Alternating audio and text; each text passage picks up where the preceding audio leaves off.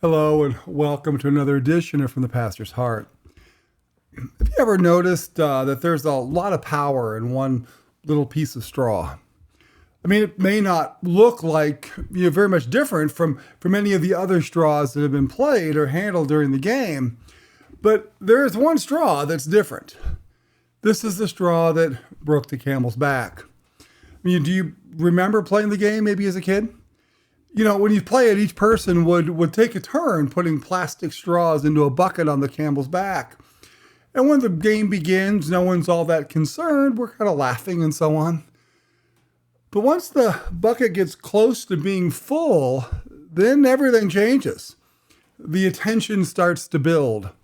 And eventually, someone is going to put in the one straw that's just too much. And the camel's back breaks. And that person loses. Now, what's interesting to me is that the straws in and of themselves really don't weigh that much. I mean, it isn't the individual straw that breaks the camel's back. No, it's the accumulation of seemingly insignificant straws that all add up until finally lights out. Now, I think that there's a profound correlation between this child's game and life. I mean, people tend to allow situations to build up one at a time. And then like the straws in the game that are in and of themselves pretty harmless, I'll work that extra 30 minutes of overtime. Maybe I'll teach that extra class, or maybe I'll take that extra class. Join that one group or that one team or that one league. I'll only be gone one extra night this week. I mean, little things, not very heavy by themselves, but combined with the rest of life, they weigh us down until finally the breaking point is reached and disaster strikes. The temper flares, the blood pressure soars, and poof, burnout. Now, for some reason, we here in America have been sold the lie that busyness equals success. That we need to work harder and longer in order to accomplish what we want to accomplish.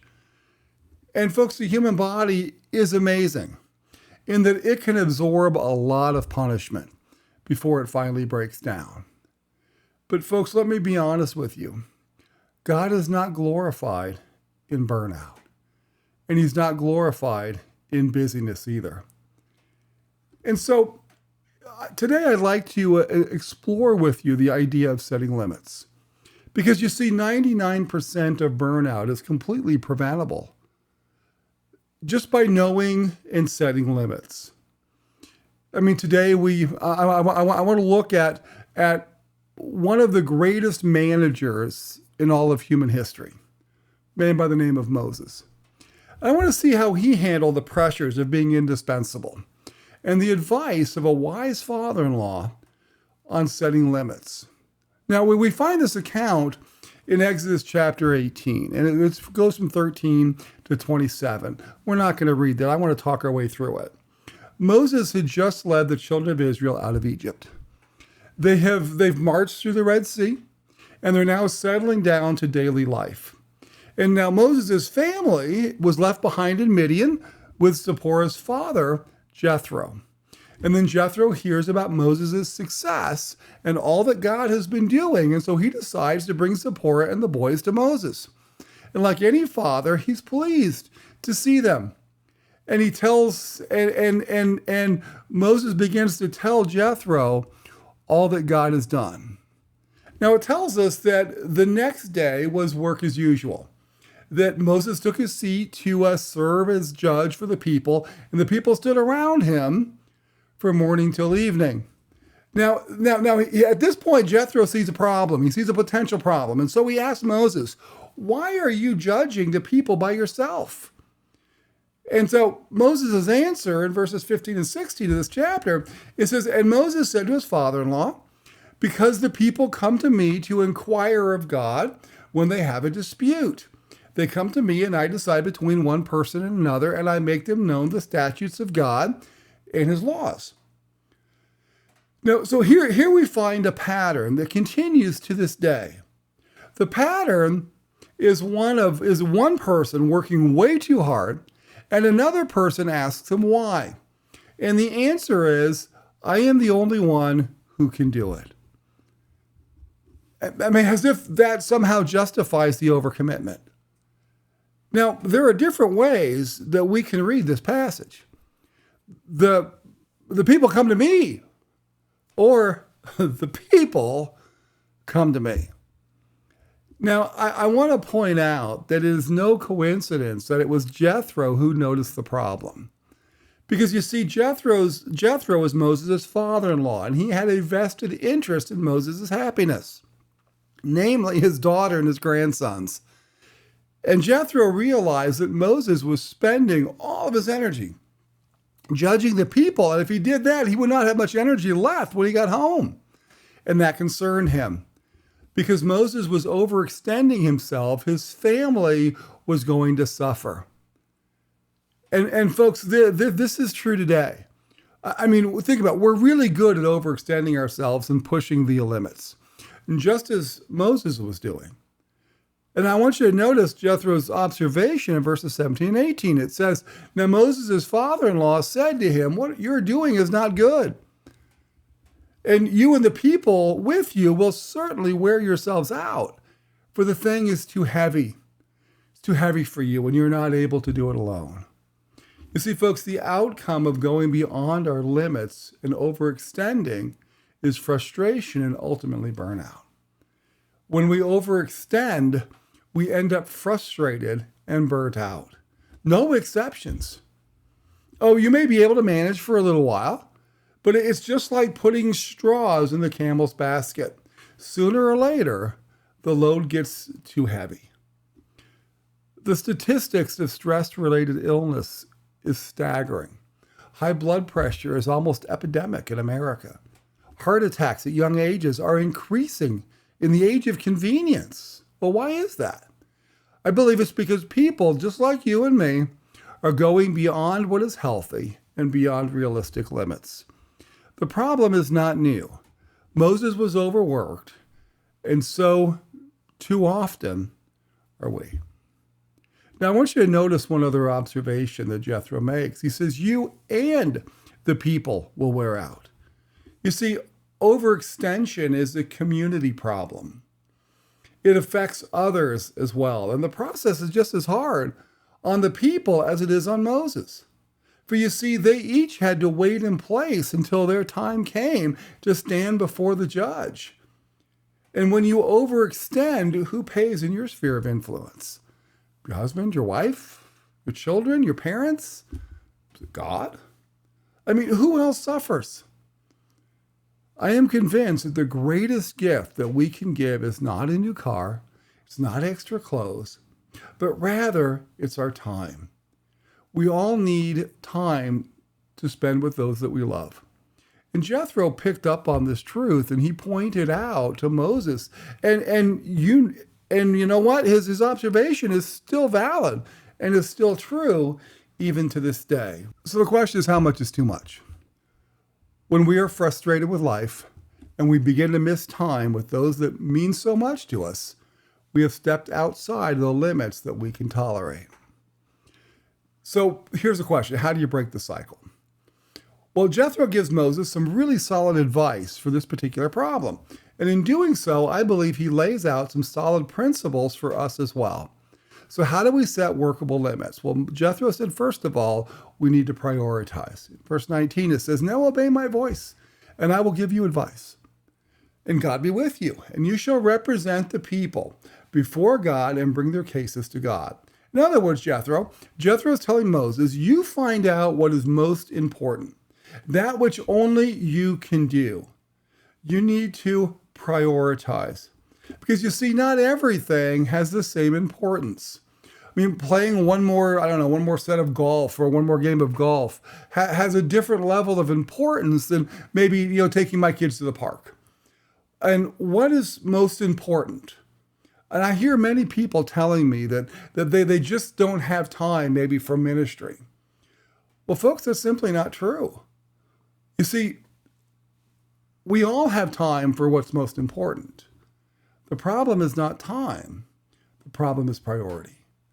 Moses loved his family, and there's no question about that, but they didn't rate high enough on his priority list at this time. So prioritizing may mean letting something go in order to do what is really important.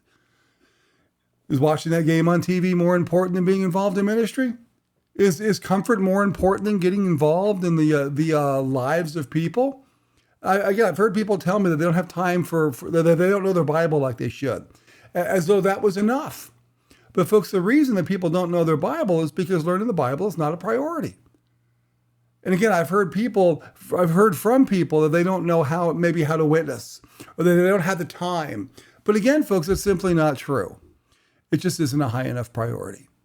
So my question for you today is this: what does your priority list look like? I would recommend writing down priorities. I mean, people do this in business. Why not in the rest of our life as well? So Jethro says, Moses, I want you to prioritize. You do what is most important, what is the highest priority, and you do that only. And then the second thing he tells him to do in verse 20, he says that you need to educate. He says, Moses, I need you to educate the others. He says, and you shall warn them about the statutes and the laws, and make them known which way they must walk and what they must do. So in other words, Moses, you need to educate, you need to teach the people what God expects of them. In other words, Moses, I want you to work your way out of a job. Give other people the tools that they need to help themselves. Now, I mean, this has always been the key to good management. The more you can teach others to do, the more work will get done, and the results will be a higher quality than if just one person was doing it all. Now, why is that? Well, because a person can always teach others to do what they can't. Great example of this is that I used to coach softball. I coached softball for years when I lived in Oregon. And I was primarily a pitching coach. I taught high school girls how to pitch from the absolute beginning. And I had one girl, Heidi, I taught her how to throw a certain pitch, a drop ball. Now, I could teach her how to throw a great drop, and she had a phenomenal drop. But that's one pitch I still to this day have trouble with. You see, she had the patience to take what I taught her and perfect it. And the same is true when we teach others to do anything that will take the load off of us. Could be teaching, maybe teaching your husband how to cook, or your children how to cook, or to teach someone how to change the oil, or to maybe work on the car. I mean, this is the principle behind discipleship. We give people the tools to study the Bible for themselves so that they're not dependent on the preacher or the teacher for growth. Now, there are other aspects to education. Jethro told Moses to admit that he couldn't do it all. He couldn't do it all by himself. And then to proactively communicate that need to others. I can't do it all is what you need to do sometimes. Because I can't do it, so you need to help me out. Now, folks, this is risky because we don't like to appear to be weak. Now, I mean, remember Moses earlier, they come to me, Dad, and we don't want to fail. And I've seen so many people work too hard, do too much, and spend too much time not relax enough simply because there was no one else who knew that there was even a problem. So you need to educate. It will help. Now, after Jethro tells them to educate, he then tells them to delegate. We see this in verses 21 to 23, where he says, moreover, look for able men from all the people, men who fear God, who are trustworthy and hate a bribe. And then place such men over people as chiefs of thousands, of hundreds, of fifties, and of tens. And let them judge the people at all times. And every great matter they shall bring to you. But any small matter they shall decide themselves. So it will be easier for you, and they will bear the burden with you. And if you do this, God will direct you, and you'll be able to endure, and all the people also will go to their place in peace. So he says, Moses, you need to delegate, buddy. Let others pull part of the load. I've heard it said that if someone is able to do a job 80% as well as you can, you should let that person do that job. But folks, let's be honest, that's hard. I mean, it's easier to just do it ourselves. than to let someone else try and maybe fail. Or maybe you've done it or have it done almost as well as you could do it. But the only way for us to be able to have less stress is to do less. In other words, we want to work smarter, not harder. Now, Paul in 1 Corinthians chapter 12 likens the people of God to a body. He says every person has a job to do, and the body will only operate correctly when all the parts are working. So when we refuse to delegate, we actually cheat others out of the opportunity to grow. And we cheat ourselves of some much needed rest. See, sometimes you might like to delegate work or tasks or responsibility, but there's just no one willing to take up the slack. And this is too often the case, especially in the church, whether it's house cleaning, cooking, or teaching a Sunday school class. And if that is the case, we go back to prioritizing. Some tasks just simply may not get done. And that's okay. Because remember, we never have time problems. We have priority problems. So guys, if you want a house absolutely clean and your wife is taking care of the kids, help her out. If you want a ministry the church is not doing, then volunteer to lead it or to head it up. If your life is unbalanced now, if there's more work than there is day, what can you do to put yourself back in a workable balance? Prioritize. Do what you need to do, what no one else can truly do except for you. And then educate others, both in what to do and communicate to them the need, and then finally delegate. Let others share the load. And what was the result of Jethro's advice? We find it in verses 24 to 27. Where it says, so Moses listened to the voice of his father-in-law and did all that he had said. And Moses chose able men out of all of Israel, and he made them heads over people, chiefs of thousands, of hundreds, of fifties, and of tens. And they judged the people at all times. And any hard case they brought to Moses, but any small matter they decided themselves. And Moses let his father-in-law depart, and he went away to his own country. You see, Moses listened to his father-in-law, and he did everything that he said. I mean, what incredible words, isn't it? I mean, Moses acted on the good advice that Jethro gave him, and it worked. Now, Moses still had pressure in his life, but he was able to relieve some of it by realizing his limits, setting priorities, and delegating, and and in doing so, the people came through. So I want to get personal here for a second, if you don't mind. There are people who are listening to this podcast right now who are overextended. Maybe you have bitten off more than they can simply chew. Or they're just doing too much. They need to hear and heed Jethro's warning. If you keep it up, you'll face serious problems. Will you be like Moses and listen to Jethro's advice? Or will you say, that's nice, Dan. Good talk, but I just simply haven't got the time. Well, in these days of change and struggle, the one who works the hardest will not always win. He may have the most, may have the most accomplishments, he may have the most toys, but the price that he'll pay to get those is awfully high. Stress, frustration, burnout, and folks, it's all avoidable.